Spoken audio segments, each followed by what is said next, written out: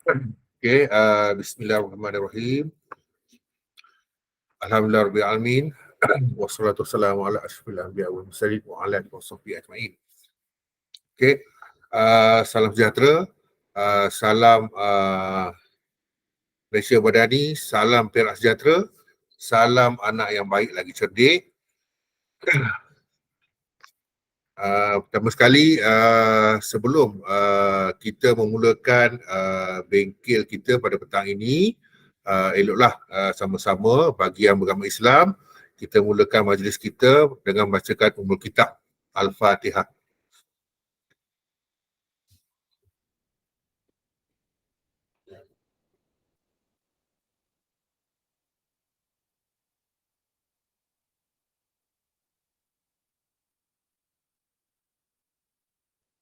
Amin amin ya rabbal alamin. Baiklah, pertama sekali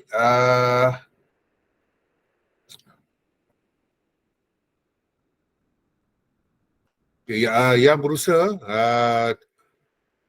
Cikgu Adila Cikgu Nur Adila binti Ibrahim, penceramah kita pada petang ini dari SMK Methodist SCS Setiawan, Manjung, Perak. Seterusnya rakan-rakan guru daripada 16 buah sekolah yang dipilih, 16 buah sekolah fokus yang dipilih pada petang ini. Rakan-rakan guru yang saya muliakan, Assalamualaikum warahmatullahi wabarakatuh. Lagi sekali saya ucapkan, pertama sekali saya mengucapkan terima kasih kepada Cikgu Adila kerana sudi menerima jemputan daripada unit TMK Sektor Penyiaran untuk berkongsi hasil usaha sekolah beliau dalam mengekalkan peratus lulus. Jadi fokus kita pada petang ini adalah peratus lulus. Okey, saya pergi kepada next slide. Baiklah tuan-tuan, untuk kehadiran petang ini mohon tuan-tuan scan scan QR code yang saya paparkan.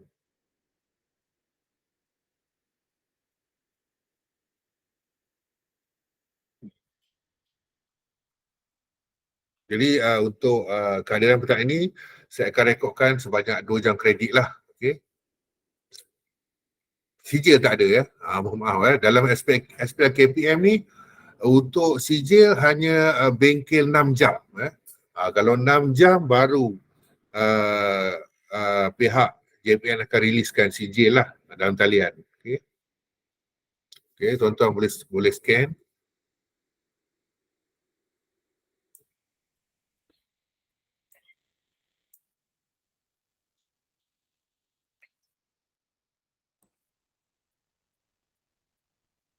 Okey, dah okey, saya teruskan. Ada yang baru masuk ke tadi? Yang baru masuk tu di sekolah mana Untuk perdana atau Pantaran Mis? Ada yang baru masuk?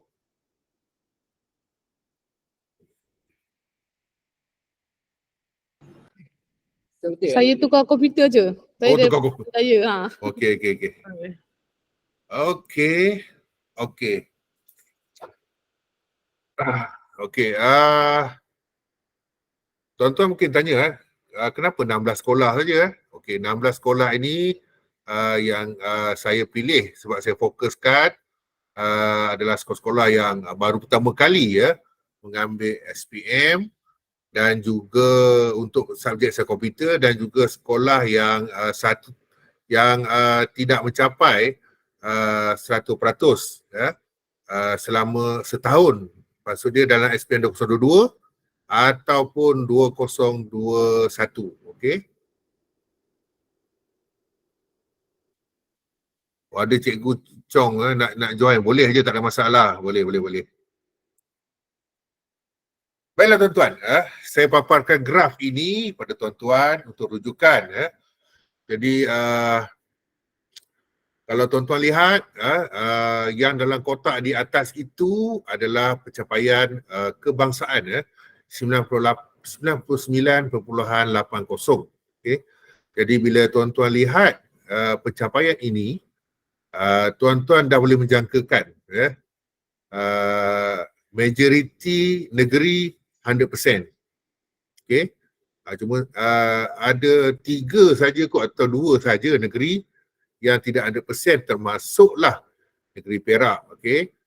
Tapi saya pun tidak menjangkakan juga untuk dapat 100%. Sebab apa? Kalau tuan-tuan lihat track record daripada tahun 2018, kita tidak mencapai 100%. Cumanya kalau boleh kita mencapai sasaran yang kita tetapkan pada tahun SPM 2023 iaitu 99.74. Okay. Cikgu Nur Mawar ni daripada sekolah mana baru masuk? Ada saya guru baru SMK Tiwa. SMK Tiwa. Okey. Saya ingat ada yang Pantai Remis ataupun Tok Perdana tadi. Tak, saya tambahan. KP saya dah masuk. Kami pun masuk sekali join. Tak apa. Boleh. Tak ada masalah. Okey. Jadi untuk SPM kali ini juga sama juga sasaran macam SPM 2022. Saya tak ubah. Sebab apa? Kita tak capai. Jadi sama juga sasaran kita pada tahun ini 99.74 lah. Okey. Itu untuk untuk perhatian tuan-tuan. Okey. Kemudian kalau cikgu yang baru masuk tadi tu nak scan boleh juga saya patah balik. Okey, dah. Dah? Okey. Dah. Terima kasih. Sama. Okey, inilah sebab apa yang tuan-tuan tanya kenapa antara yang tersenarai, okey. Okey, yang warna merah Kalau tuan-tuan warna merah ini bermaksud 2 tahun 2 tahun pencapaian di bawah 100. Okey. 2 tahun pencapaian di bawah 100, yang nombor hitam tu baru tahun lepas, okey. Dan seterusnya sekolah baru pertama kali yang akan mengambil SPM. Okey. Jadi itulah yang kami panggil tuan-tuan pada petang ini untuk mendengar perkongsian daripada guru hebat kita Cikgu Adila ni Beliau sangat pengalaman dan antara sebab yang saya pilih sebabnya sekolah beliau kalau kita lihat calonnya ramai. Maksud dia dapat menarik ramai murid untuk mengambil mata pelajaran sains komputer, okay? Dan semua murid itu tak ada gagal. Maksud dia walaupun dalam kawalan yang banyak tapi masih dapat mengawal dari segi peratus gagal itulah maksud dia. Okey. Jadi adalah percaturan dia yang boleh kita dengar daripada Cikgu Adila nanti. Okey. Okey, sebelum kita teruskan kepada bengkel kita, saya tampilkanlah beberapa perkara untuk makluman tuan-tuan mengenai isu-isu yang ni saya pun dapat makluman daripada BPK lah antara isu yang bukan kata sains komputer, termasuk juga subjek lain. Okey. Yang pertama, kefahaman guru kita terhadap kehendak dan skop DSKP. Okey. Dan berkait juga dengan PBD lah. Jadi maksud dia kemahiran guru untuk merungkai DSKP. Okey. Dia berkait dengan nombor 2 lah. Guru boleh menterjemah atau merungkai DSKP semasa proses PDP.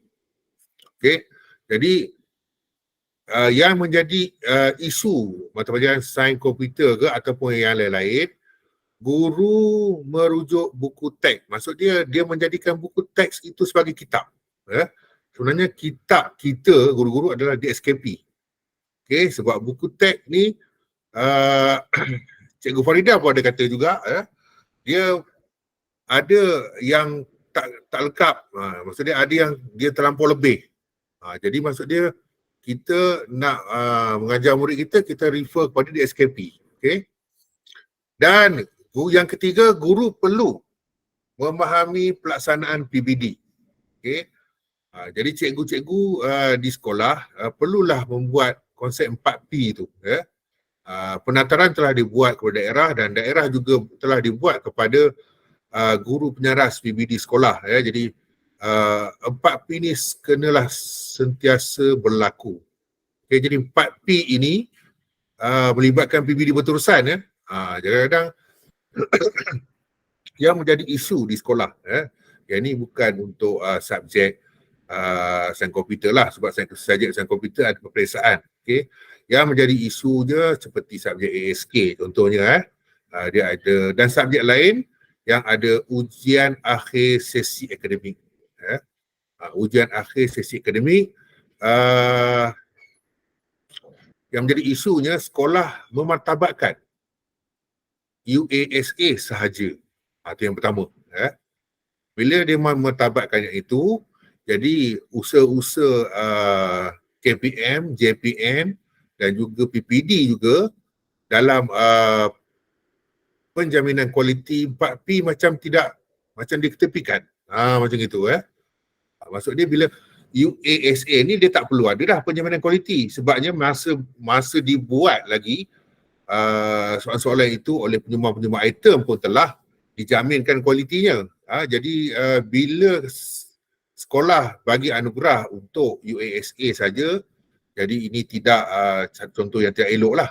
Kalau nak bagi anugerah tu, bagi juga dengan PBD berterusan. Okay. Ini untuk subjek yang melibatkan UASA lah. Okay. Mungkin ada cikgu-cikgu di sini juga yang mengajar asas sains komputer kan. Gitu Dan ada juga wording terhadap ujian yang mengelirukan ibu bapa. Sebab baru-baru ini ada satu anugerah untuk diberi kepada murid. Antara syaratnya UASA. Okay, yang pertama. Dan tak ada sebut pasal PBD berterusan. Yang kedua, UPSA. Datang dari mana pun saya tak tahulah perkataan UPSA tu. Sebab apa? Sebab kita juga yang bagi nama tu. Jadi bila kita bagi nama, pihak-pihak lain dia salah faham. Dia ingatkan UPSA itu adalah sebahagian susulan daripada maksudnya sebelum UASA itu ada UPSA. Pada UPSA ni memang tak wujud. Sebab tu bila saya turun sekolah buat bimbingan, saya kata bagilah nama lain ujian diagnostik ke untuk supaya parent tidak terkeliru ataupun jabatan-jabatan lain tidak terkeliru lah. Okey.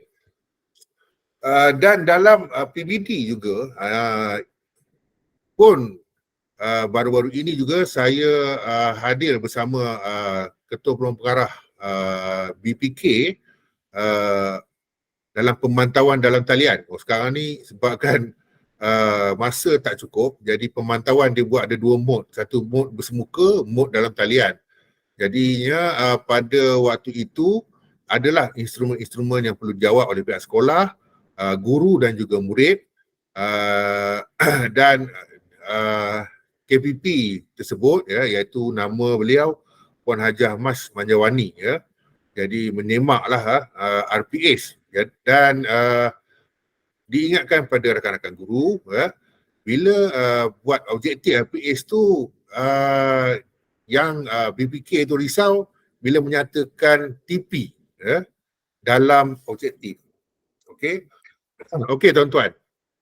Ada yang rakan-rakan yang salah faham mengenai pemberian skor untuk TP ni. Ada yang ingat perlu ke setiap kali kelas bagi TP?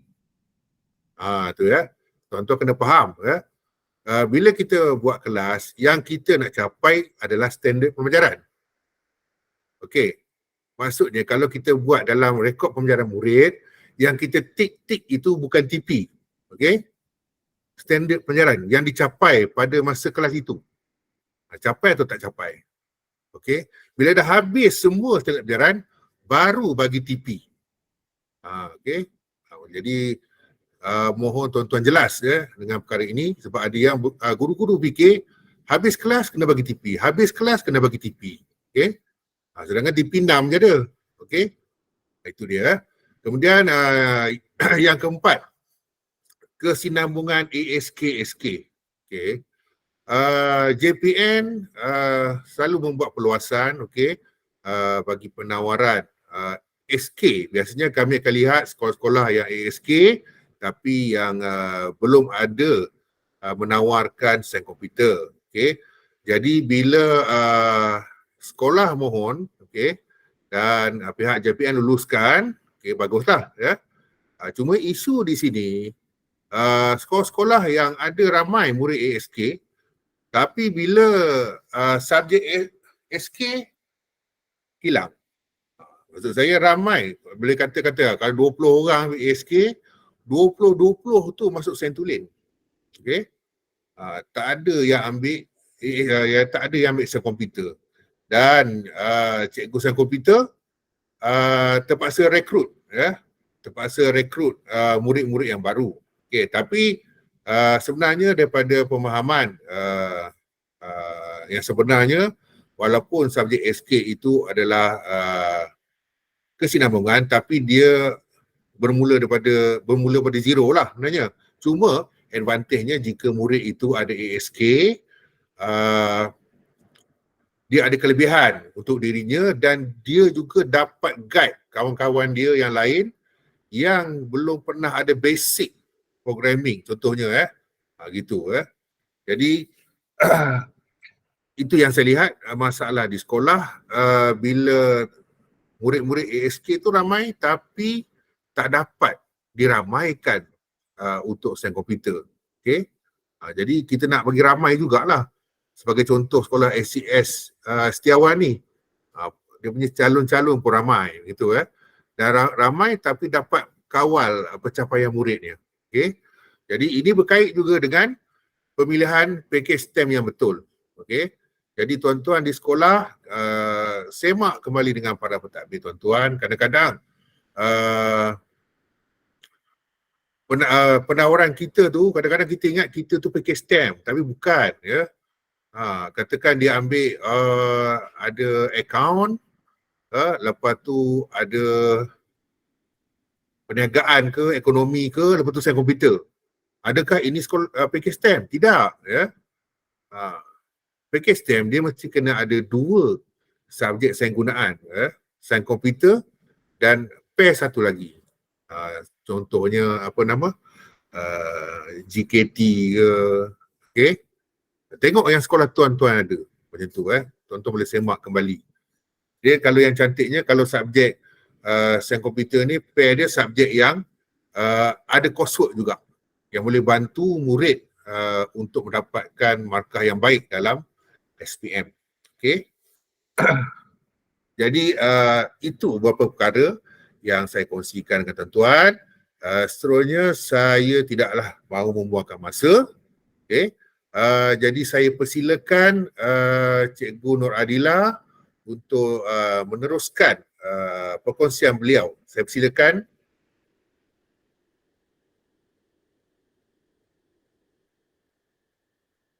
Okay, Assalamualaikum dan selamat petang. Terima kasih pada Cik Sufian. Okay, saya share slide lah dulu ya, sekejap. Boleh. Silakan. Ada sebelum nak tanya, ada yang daripada Pantai Remis ataupun Tok Perdana dah masuk?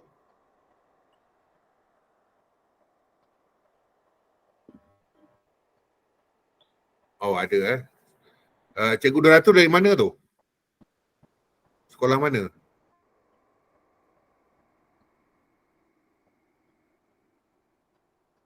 Pantai Remis. Okey.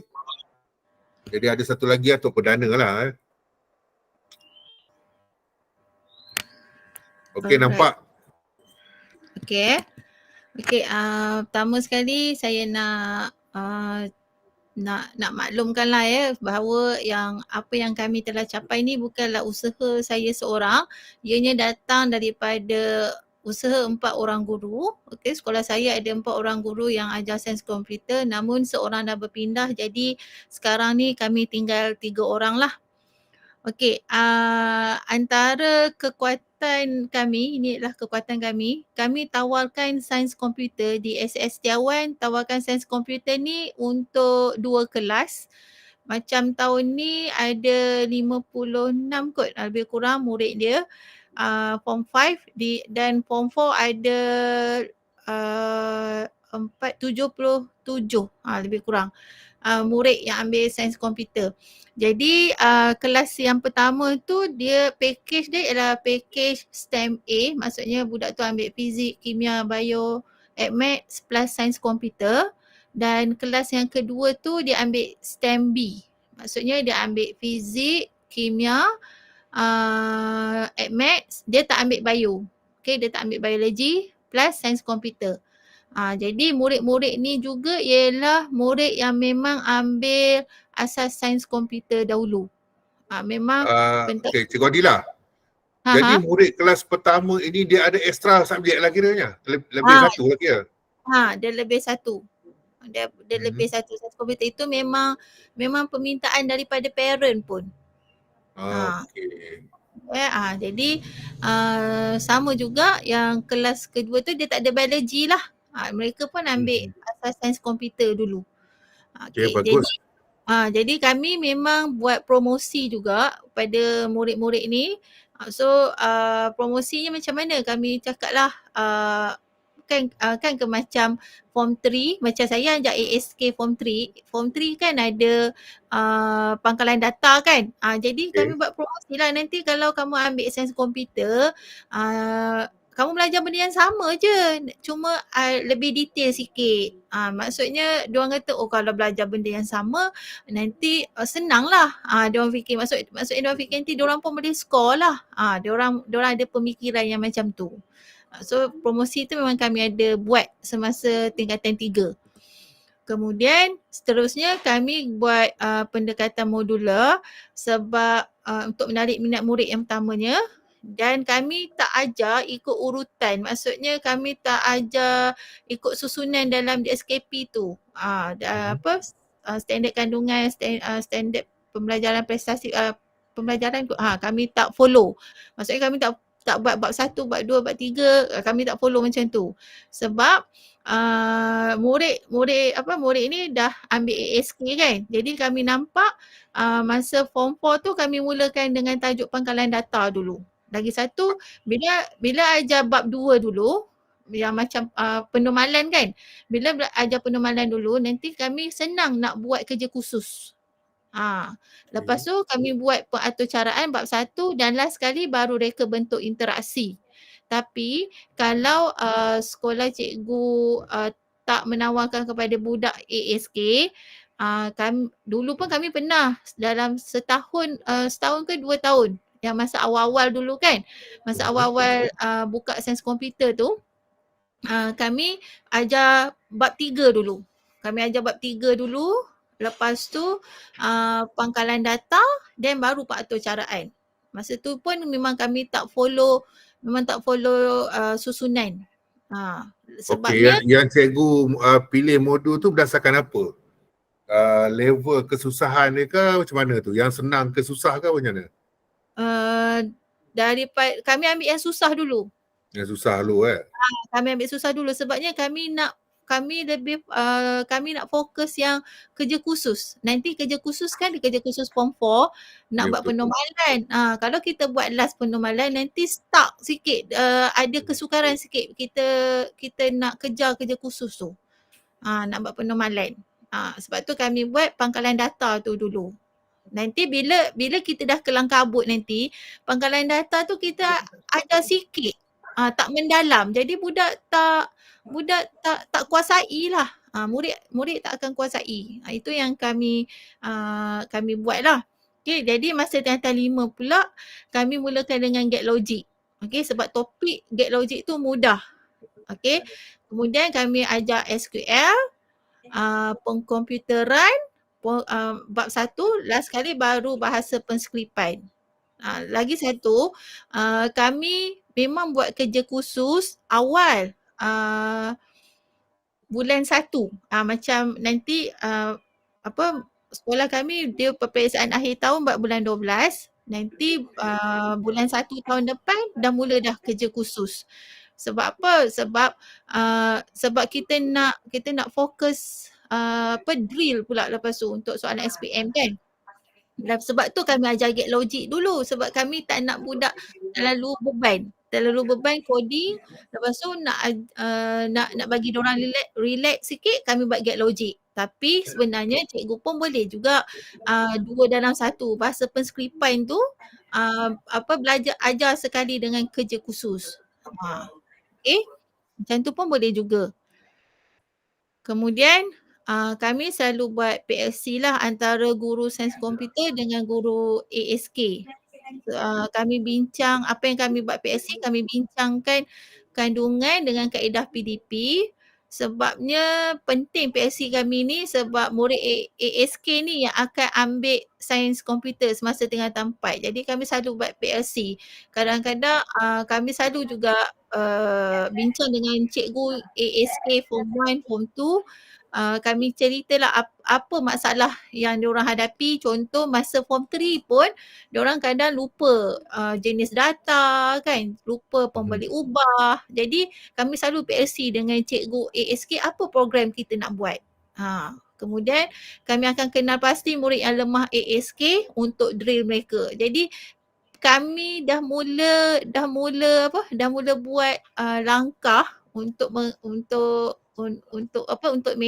maintain ataupun untuk dapatkan result yang okey tu daripada ASK lagi lah.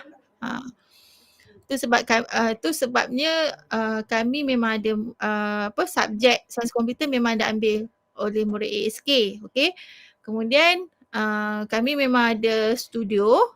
Okay. So studio ACS ni tujuan dia untuk hasilkan dan masukkan video PDP. Okay, video PDP yang kami dah record. Okay, video rakam video sebab kami pun sampai sekarang masih buat juga Google Meet dengan murid. So memang semua rakaman kami masukkan dalam studio ACS ni supaya murid ni boleh revise balik, boleh buat revision balik guna video yang dah ada. Lepas tu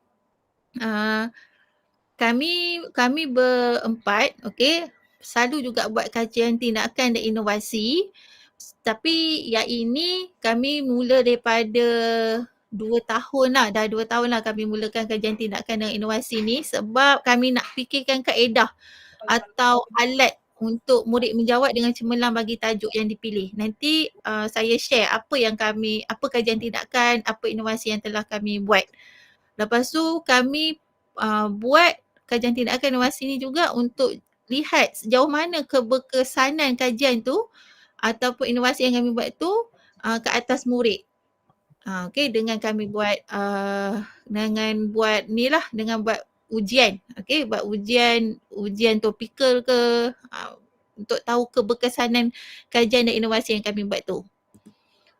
Kemudian sebab kita orang ramai, jadi kami selalu buat refleksi lah bersama rakan panitia sebabnya kami masa duduk satu bilik. Okay, jadi setiap kali lepas exam ke, lepas ujian ke, kami memang ada buat perbincangan. Okay, untuk kenal pasti murid dalam kategori cemerlang, sederhana dan galus. Dan kami rancanglah program untuk murid-murid ni. Dan kami memang kami memang ada buat modul untuk kategori ini, untuk kenal pasti kaedah dan cuba pelbagai kaedah untuk setiap kategori murid-murid ini. Tapi saya rasa sebenarnya kita pun, cikgu-cikgu pun ada buat juga benda-benda ni kan sebab kita memang nak yang terbaik untuk anak-anak kita. Okey, lepas tu kami ada beri banyak latihan dari pelbagai modul. Modul-modul tu modul daripada negeri Perak, okey. Ada juga modul yang kami dapat negeri lain, Terengganu, Johor. Yang Perak tu tiket to victory ke? Tiket to victory. Memang kalau Form 4 memang kami bekalkan tiket to victory yang bukan tahun lepas, 2 tahun lepas tu. Yang 2021 punya kan? Okey, memang kami guna modul tu. Lepas tu kami murid-murid ni memang kami mantapkan bahagian A dulu.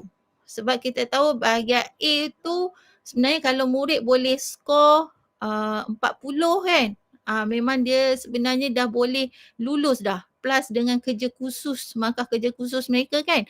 Jadi sebab tu kami mantapkan bahagian A tu dulu dengan diorang. Lepas tu bila bincang soalan, kami selalu juga tanya apa kunci bagi setiap soalan. Sebab apa? Bila murid dapat murid dah analisis soalan, dia tahu kata kunci soalan tu, dia sebenarnya dah tahu, dia dah ada tips dah, jawapan apa yang sepatutnya untuk soalan tersebut bila dia dah dapat kata kunci. Okay. Lepas tu kami juga bila kita dah bagi banyak soalan dekat murid, okay, kita pernahlah juga kami buat macam ni. Korang agak-agak kan, apa soalan lagi yang boleh keluar kalau bagi bab ni. Masa itulah kita boleh menjana idea daripada murid. So sebenarnya kita pun bila kita dapat idea daripada murid, kita pun macam betul lah, nanti cikgu akan cuba buat soalan yang macam ni. Lepas tu selalu berbincang lah dengan murid sebab kadang-kadang idea diorang tu memang lagi lagi yang kita suka jangka lah idea diorang tu. Okay, kemudian kami kerap buat amalan penerangan yang secara detail untuk kerja khusus. Contoh macam penormalan kan. Penormalan memang kami detail suruh diorang terangkan secara detail sebab apa? Sebab penerangan yang macam ni membantu diorang untuk jawab bahagian B. Contoh, kan kalau cikgu dah buat yelah kita dah buat kerja khusus kan, pasal penormalan bergantung kebergantungan fungsi sepenuh kan. Kita cakap jadual pinjaman telah mencapai kebergantungan fungsi sepenuh. Kami tak stop sampai situ, tapi kami detailkan. Buktikan apa yang kata kebergantungan fungsi sepenuhnya. Contoh ID buku, nama buku bergantung kepada ID buku tetapi tidak bergantung kepada ID murid. Kami suruh murid terangkan secara detail sebab nanti diorang nak jawab bahagian B, diorang boleh flashback balik lah apa yang diorang dah buat masa kerja khusus dan jadikan amalan. Okay. So ini salah satu contoh. Ini juga ialah salah satu contoh kajian tindakan yang saya ada buat lah. Contoh yang ini kan tadi saya cerita murid terangkan secara detail ataupun cikgu pun terangkan secara detail. Jadi macam ni, kod atau cara ni kami minta budak bagi tahu. Okey, bagi tahu ini ialah simbol apa. Sekejap sekejap saya ni.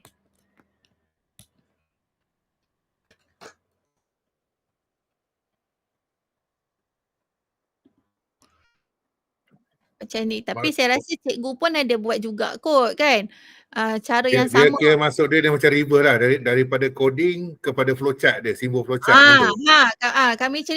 Kami minta budak kena pasti ini simbol ni untuk simbol apa kan. Kalau ini simbol apa? So budak tahu ni simbol proses. Dia tulislah dekat sini. Lepas tu ini simbol apa? Simbol apa ni? Ini simbol syarat. So budak tulis. Jadi lepas tu budak tengok juga flow dia. Contoh macam ni, I sama dengan kosong. Adakah kosong kecil pada 30? So kalau ya, dia buat apa kan? Kami memang suruh budak buatlah bukan catat aliran. Kami panggil ni aliran proses. Okey, aliran proses untuk atau cara ni. Sebab apa? Sebab kami nak murid tu boleh tahu apa output untuk coding ni. Jadi bila murid dah biasa baca coding, murid dah biasa baca coding, dia sebenarnya melatih diorang untuk tahu flow coding untuk yang form 5 sekali. Melatih diorang sebab ini ialah coding untuk form 4 kan. Jadi bila diorang tahu flow dia, tahu baca coding, kami rasa cara ni boleh bantu diorang untuk tahu flow untuk coding kerja khusus. Okay. So ini ialah antara yang kami dah pernah buat. Ini ialah hasil kerja anak-anak murid kami lah. Okay, macam ni pun.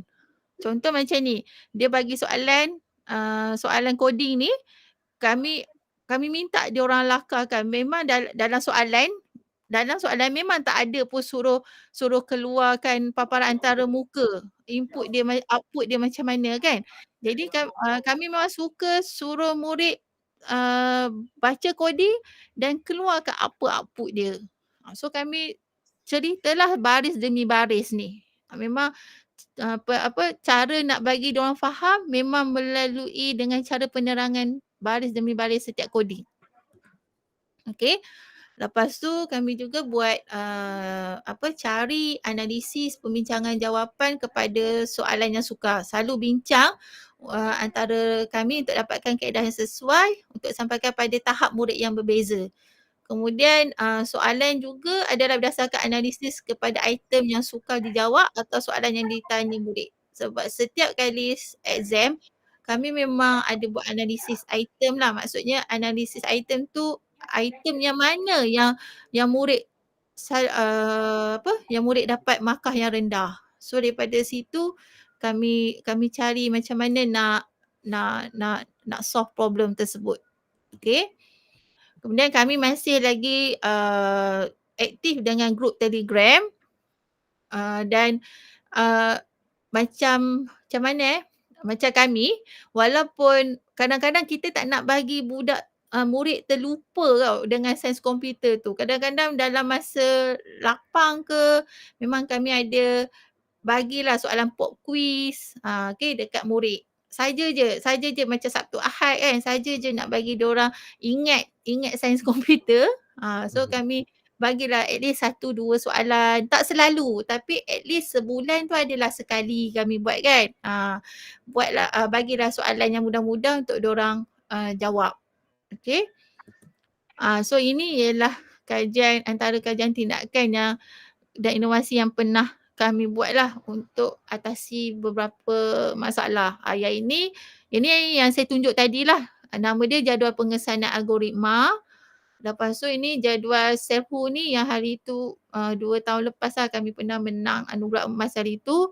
Yang ini kami untuk mengatasi masalah murid buat SQL. Diorang ni kadang-kadang tak tahu susunan ni pun diorang boleh lupa ni. Select from where order by ni kan diorang boleh lupa. Jadi kami buatlah cari solution buat inovasi yang ni. Lepas tu yang ini ialah untuk penormalan. Penormalan ni sebab murid kami, mereka ni tak tahu apa bergantung dengan apa. Jadi kami buatlah teknik leraian ni untuk mengatasi masalah murid untuk jawab soalan penormalan. Okey. Kalau tanya kenapa kami suka buat inovasi tu sebab kami nak cabar diri. Lepas tu kami nak ujilah keberkesanan alat BBM yang kami hasilkan tu. Okay. So itu je lah saya rasa perkongsian yang saya dapat kongsi hari ni. Sebenarnya apa yang kami buat tu rasanya sama je dengan cikgu-cikgu yang cikgu dah buat. Okay. Okey, Cikgu Adila. Adakah sesuai untuk subjek sains komputer menggunakan ChatGPT dalam PDP? Saya dah pernah cuba juga untuk Python tau. Kita minta dihasilkan kod untuk kalkulator pinjaman kenderaan. Dia boleh create macam tu tau. Dan saya copy. Saya ni pun dah lupa dah lama dah tinggal programming ni kan. Jadi bila saya copy je coding tu dalam Tony, dia boleh baca dengan elok.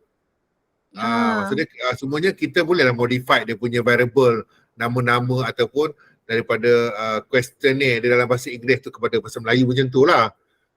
Kan? Tapi ada pernah cuba dengan anak murid guna ChatGPT?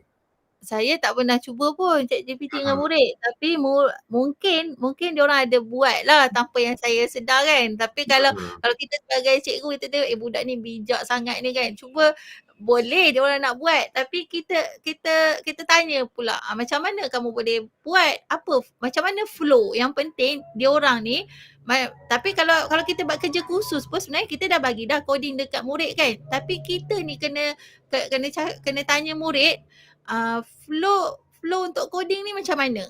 Dia sebenarnya murid ni nak tahu dia orang faham ataupun tak kod yang dia orang type tu. Kalau dia orang tahu dia orang tahu macam mana nak terangkan coding tersebut, maksudnya flow coding tu, dia orang sebenarnya dah boleh buat dah coding tersebut. nak pula kalau ada error kan, diorang boleh fix. Hmm. So itu lagi hebat. Maksudnya diorang tahu error tu dekat mana. Tak ada masalah apa kalau diorang dapat coding tu dekat mana-mana. Yang penting diorang tahu apa yang diorang buat. Kita kena tanyalah. Bagus juga tu kalau macam cikgu kan sengaja buat syntax error ataupun logical error bagi budak trace kan. Di situ dia akan belajar tau. Yalah sebab kita dekat dulu belajar macam tu lah kan. Bila run okey, tapi bila run syntax error tak ada, tapi bila baca terbalik kan. Contohnya untuk buat grading ke apa kan, lain bacanya kan. Itu kepentingan dia lah kalau murid mahir tentang error dan juga syntax error, logical error lah. Nanti lu ada soalan-soalan daripada rakan-rakan guru kepada Cikgu Adila. Cikgu Adila juga saya lupa tadi Cikgu Adila juga pemenang pembentangan kolokium tahun 2022 pembentang yang grupnya lah. Berapa orang itu grup? 4 orang 3? 4 orang. 4 orang pembentang terbaik dan juga anugerah emas. Anugerah emas juga. Okey. Ada soalan-soalan daripada rakan-rakan guru? Okey, kejap.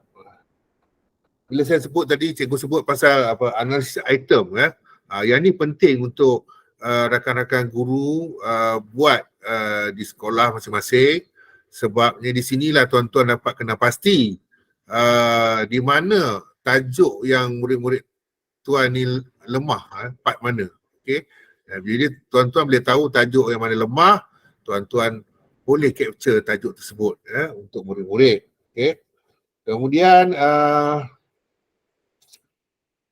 susulan yang lain untuk makluman tuan-tuan juga BPK dengan bukan BPK, matrikulasi dengan kerjasama BPK. Matrikulasi sekarang ni sedang merangka untuk mengadakan jurusan sains komputer. Okey. Jadi saya berharap dengan wujudnya jurusan sains komputer ini dapat menarik ramailah anak-anak murid kita mengambil mata pelajaran SK. Okey, itu harapan saya lah. Sebabnya sekarang ni zaman semua dah zaman IT, jadi matrik pun dia nak buat tu. Kita dah tahu matrik memang dah ada jurusan sains tulen, jurusan kejuruteraan, matrik kejuruteraan, matrik perkawanan. Dia nak buat jurusan untuk sains komputer. Dan dengan ada ni juga, saya juga kalau dapat menarik beberapa sekolah dari SBP, contohnya sebab SBP sekarang ni memang tak ada yang menawarkan sains komputer, tapi SBP ni ada ambil ASK. Okay? Jadi jika ada matrikulasi jurusan macam ni, mungkin akan membuka mata lah daripada pentadbir-pentadbir SBP untuk murid-murid beliau mengambil mata pelajaran sains komputer. Kemudian untuk maklumat tambahan juga, okay, saya merancang akan mengadakan webinar untuk murid pada bulan 11, maksudnya lepas habis percubaan nanti. Okey, yang mana saya menjemput guru daripada Johor lah akan buat perkongsian bersama anak-anak murid kita untuk 2 kali perjumpaan dalam talian, iaitu pada petang Jumaat. Okey, sebab Jumaat ke sana dia cuti, jadi dia free petang Jumaat lah. Jadinya saya harapkan anak-anak murid tuan-tuan akan join kelas tersebut, sebabnya saya fokuskan 2 tajuk yang boleh kata sukar, majoriti lah kata, iaitu pengaturcaraan dan pengkalan data. Maksud dia setiap satu tajuk ni hari yang berlainan. Kita tak buat pack pada satu kali perjumpaan. Okey, pada 2 kali perjumpaan di sebelah petang Jumaat. Maksud dia murid-murid kita pun dah balik daripada sekolah, dah balik daripada solat Jumaat, dah relax-relax, dan di Johor pun tengah cuti hari Jumaat. Jadi saya harap mudahlah, ramailah murid yang dapat join bengkel itu, yang dia sama juga bengkel yang saya namakan tahun lepas, Kami Pasti Skor. ataupun short form dia KAPAS. Okey. Jadinya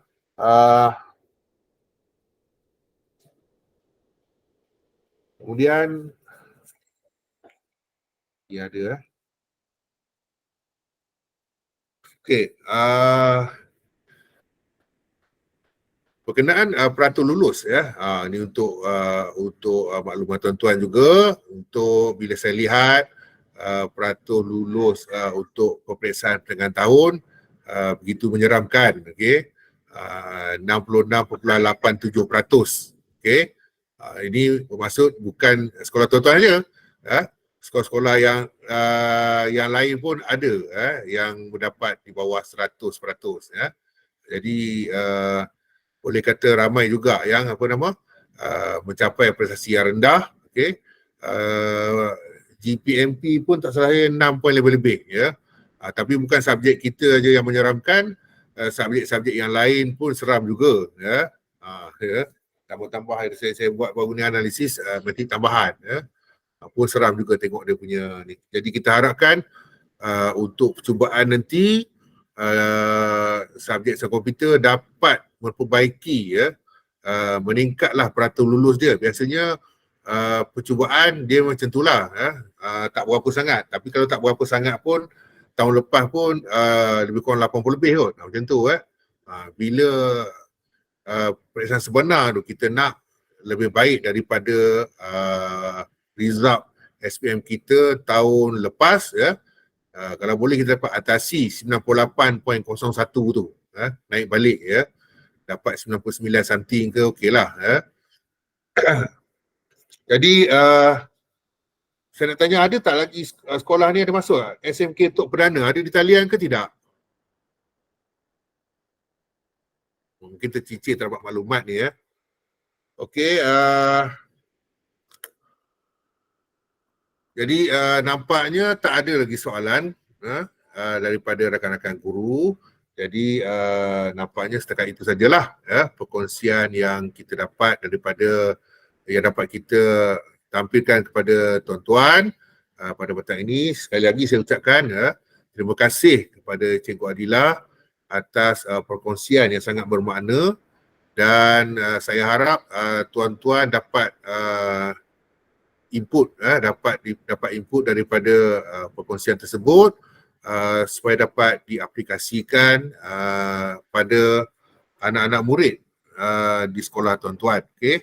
Jadi sekian saja daripada saya. Assalamualaikum warahmatullahi taala wabarakatuh. Okey. Jadi ada yang belum scan lagi kehadiran, saya paparkan semula. Okay, saya paparkan semula jika ada yang belum sekejap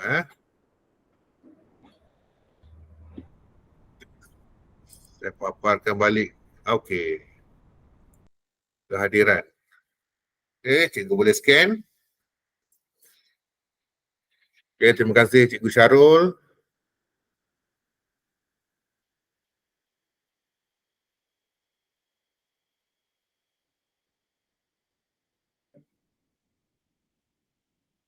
Okey, tuan-tuan yang mana sudah scan kehadiran boleh meninggalkan Google Meet kita. Okey, terima kasih tuan-tuan. Terima kasih Cik Pian. Okay, sama-sama Cikgu Dila.